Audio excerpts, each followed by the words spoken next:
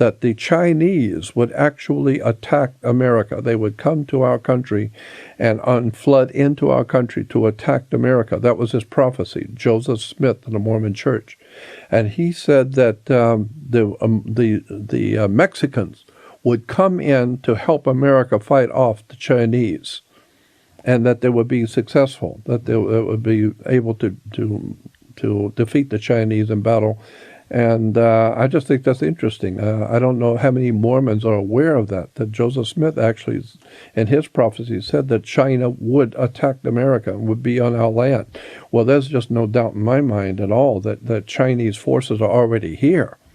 They just haven't shown themselves yet. They don't need to, because they run your ports now. They own your ports. They own all the seaports. They're controlling all of your commerce back and forth. So, look, it's like the mafia. They move in and they buy your house for you, and they buy your car, and they put your kids to school, and they pay this and they pay that. One day you got to figure out they're not doing this because they love you. Yeah, they own you. Oh, they absolutely. bought you. And and so whenever they give you a suggestion, we'd like to see you do this and that.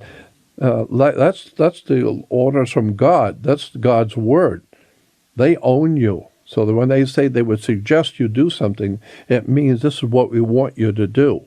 I remember looking at photographs of Shanghai. My grandfather used to go over there in the 70s doing business, and I'll never forget photographs of him with the Shanghai skyline, which was a couple buildings. And now if you look at Shanghai and all the different provinces. It's huge. Look at the longest bullet train in the world just opened up last week. If you look at what they've put into their infrastructure, it's mind-boggling. It is. And in the United States, I mean, you look at our trains, Amtrak, it looks like a 1950s third world country. You know why? Because we are a 1950s third world country. That's why it looks that way. Yeah. That's why it looks that way. Look at our infrastructure in New York and Los Angeles. The big cities are just crumbling. You walk across any bridge in America, they were built in the 1950s or the 1930s. That's right. And they're all crumbling apart. That's right. I mean, the mayor of Los Angeles, everybody calls him Mayor Pothole, because all the potholes and the streets are falling apart, and it's just absolutely outrageous what has happened to the great American Republic. Now, logic alone would tell you, you don't have to be a rocket scientist or a neurophysicist to understand, a neurosurgeon to understand. You take the most powerful military-industrial complex on the face of the earth, which was the American military-industrial complex after the Second World War. You take the wealthiest country in the world, the most freest country in the world that dominated the planet.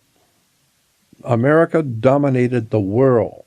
Today, America is nothing more than a concentration camp, fear, broke, scared to death, have no freedoms whatsoever. People can be arrested and thrown into prison at a drop of a hat. How did all this happen? The most powerful country in the world today is broke, penniless, that has nothing, and I'm just amazed. I mean, I don't know anybody else sees it, but look I don't have a horse in this race. I'm 72 years old. I don't own any property. I have no wife, no family, no bank account, no checking book, no credit card. I don't own anything, got nothing, and have nothing. So I don't have a horse in this race at all. I'm just looking at the facts of life because I've studied history for the past 7,000 years of human history. And I can tell you, something's going on. And the only way America could be broke, on its knees, and frightened and thrown into prison is what I call treason, high crimes and treason against the American Republic. Because at one time we were on top. Today we're less than on the bottom. We're on the bottom of the bottom. Well, you look at our prison population alone, and if you look at the Prison Corporation of America, it's a privately owned company. That's right. They get their bond financing based on cities and states and the federal government committing to fill their prisons, people that they will fill the prison with. 95% occupancy. You go into, there's a gentleman in Los Angeles. He built a house, and it was in the news. He built this house without a permit. The city ordered him to tear the house down. He didn't have the money to tear down the house.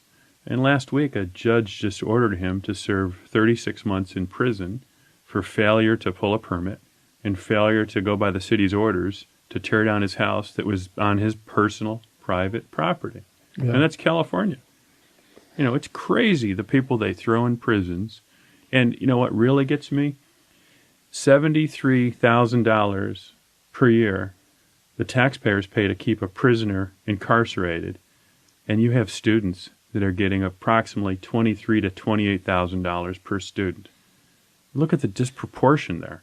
I know. You know, and Victor Hugo once said, build a prison, close a school. Build a school, close a prison. Right. And it's just, it's crazy that a prisoner gets $73,000 and a student gets $20-some thousand. Yeah, but I mean, it's just, it's in the. It's incredible. But having said that, you know, they have the government, you know, whether we like it or not, they have a right to do what they do. That's a whole other story.